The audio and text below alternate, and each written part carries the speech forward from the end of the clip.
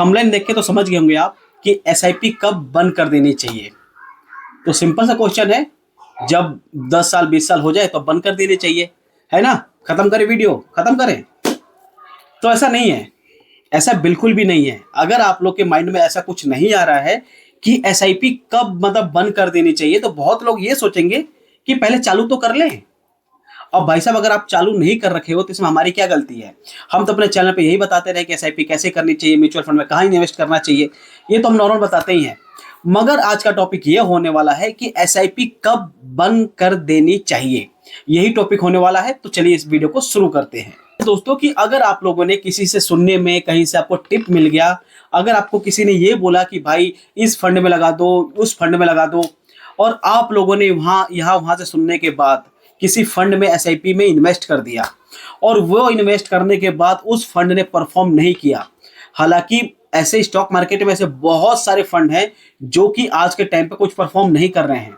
और अगर आप लोगों ने कुछ ऐसे सुने हुए फंड में अपना पैसा इन्वेस्ट कर दिया, तो यहाँ पे भी आप लोगों को अपनी एसआईपी बंद कर देनी चाहिए, क्योंकि उसके अंदर आप पैसा लगा के अपना लॉस ही कर रहे हो। क्योंकि वो जो फंड है वो तो ग्रो हो नहीं रहा है। अब ग्रो नहीं हो रहा है तो आपका पैसा उसके अंदर हर महीने लग रहा है। अब हर महीने पैसे लग रहा है तो इधर से जो अपने देश की इन्फ्लेशन है वो भी चढ़ रही है। तो आप लोगों का कुल मिला के वहां पे लॉस ही हो रहा है। तो अगर आपका लॉस हो रहा है और आप लोगों ने किसी के बताने पे आप लोगों ने किसी फंड में इन्वेस्ट कर लिया है, तो इस कंडीशन में आप लोगों को तत्काल प्रभाव से अपने एसआईपी को बंद कर देनी चाहिए। और दूसरा कंडीशन क्या हो सकता है कि मान के चलिए कि अगर आप लोग कहीं पे जॉब कर रहे थे, आप कहीं पे जॉब कर रहे थे, अभी भी मेजर ऑफ दी जो पब्लिक है, जो जनता है, वो एसआईपी में अपने जॉब के भरोसे ही इन्वेस्ट कर रही है। चाहे मैं हूं, चाहे आप लोग हो, आप लोग भी बहुत सारे होंगे जो लोग अपनी सैलरी पे डिपेंडेंट हैं कि अगर मेरी सैलरी आएगी तो घर के खर्चे चलेंगे और अपनी ईएमआई भरेंगे हम अपनी एसआईपी की। यानी एसआईपी की जो ईएमआई है पर मंथ हमारे अकाउंट से डिलीट होगी और डेबिट होगी, वो होगी सैलरी आएगा तब। तो अगर आप लोग भी कुछ ऐसा माइंडसेट है तो यहाँ पे अच्छी बात है। मगर अगर आप लोगों का वहां से अगर जॉब चली जाती है और अगर आप लोग घर बैठे हुए हो और आप लोगों के पास ईएमआई कंटिन्यू करने के पैसे नहीं है, तो यहाँ पे भी आप लोगों को अपनी एसआईपी बंद कर देनी चाहिए। बहुत सारे लोग हैं कि जो जॉब के भरोसे अपने एसआईपी कंटिन्यू करते हैं और आने वाले कुछ साल के अंदर जब उनकी जॉब चली जाती है, अब जैसे ही मान के चलते हैं कि जब अपने देश में रिसेशन आया था, तो रिसेशन के टाइम पे भी बहुत अच्छे खासे एसआईपी होल्डरों ने अपना एसआईपी करना छोड़ दिया था और उनका जो प्रॉफिट हुआ था चाहे जो लॉस हुआ था वो बुक करके और एग्जिट हो गए थे। तो अगर आपके साथ भी ऐसा कुछ हो रहा है तो इस कंडीशन में भी आप लोगों को अपने एसआईपी बंद कर देनी चाहिए। तीसरा ऑप्शन है दोस्तों बाजार की गिरावट। अब बाजार की गिरावट दोस्तों, अभी हम लोगों ने पीछे ही देखा कि 61 लाख प्लस एसआईपी होल्डर भाग चुके। उन्होंने अपना अकाउंट बंद कर दिया, अपना डीमैट अकाउंट बंद कर दिया, एसआईपी एग्जिट कर दिया, पैसा लगाना बंद कर दिया। ऐसा भी हमें देखने को मिला है। अभी मुश्किल से 2 महीने पहले, 3 महीने के पहले की बात बता रहा हूं, जब जनवरी या फरवरी में मार्केट बहुत डाउन जा रही थी, तो उस समय 61 लाख प्लस एसआईपी बंद हो गई हैं। 61 लाख बहुत बड़ा नंबर होता है एसआईपी बंद होना। तो ऐसा भी हुआ है। और अगर आपके पास पेशेंस नहीं है, अगर आप मार्केट गिरावट को एक्सेप्ट नहीं कर पा रहे हो, समझ नहीं पा रहे हो, तो यहाँ पे भी अपनी एसआईपी को आपको बंद कर देनी चाहिए।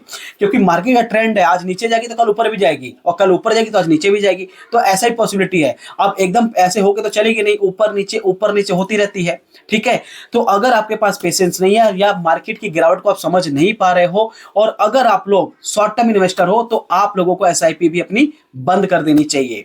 और चौथा कंडीशन क्या हो सकता है दोस्तों, मान के चलिए कि अगर किसी की फैमिली में कोई बीमार पड़ गया है और बीमार पड़ने के चक्कर में बहुत पैसा लग चुका है। ठीक है। अब यहाँ पे कायदे से क्या होता है कि अगर कोई बीमार पड़ रहा है तो उन लोगों को अपना पॉलिसी इंश्योरेंस लेके रखना चाहिए। ठीक है। चाहे हेल्थ क्लेम, टर्म, ये सारी चीजें लेके रखनी चाहिए।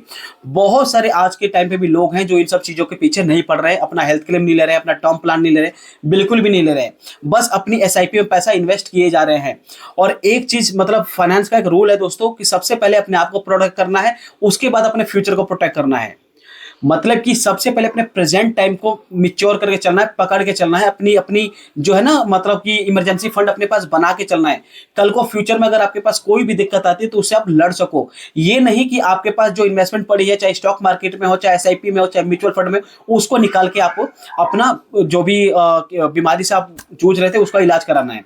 तो ऐसा नहीं करना है। और बहुत सारे कंडीशन में ऐसा भी होता है कि लोग अपनी इमरजेंसी फंड की तैयारी करके नहीं चलते हैं, और जब उनकी फैमिली में कोई बीमार पड़ जाता है तो उनका बहुत ज्यादा पैसा उस बीमारी में लग जाता है, तो इस कंडीशन में भी लोग अपने एसआईपी एग्जिट कर देते हैं, अपने एसआईपी बंद कर देते हैं। तो एक चीज ध्यान रख के चलना दोस्तों, फाइनेंस का रूल जो है बहुत स्ट्रिक्ट है।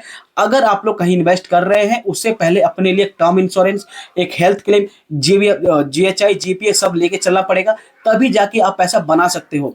मान के चलिए दोस्तों, एग्जांपल के थ्रू बताता हूं कि अगर आप लोगों ने 3-4 साल किसी फंड में पैसे इकट्ठा किए और उस फंड ने कुछ ज्यादा परफॉर्म नहीं कर रखा है, आपका जितना लागत है वही पड़ा हुआ है या 1-2% बढ़ा हुआ है, मान के चलते हैं।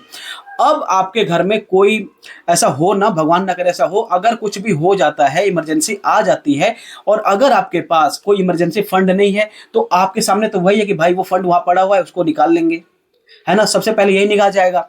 और इस कंडीशन से बचने के लिए आप लोग अपने लिए एक टर्म प्लान ले सकते हैं, एक हेल्थ इंश्योरेंस ले सकते हैं, जिससे कि आप अपनी फैमिली को प्रोटेक्ट कर पाएंगे और अपनी इन्वेस्टमेंट जर्नी को कंटिन्यू कर सकते हैं।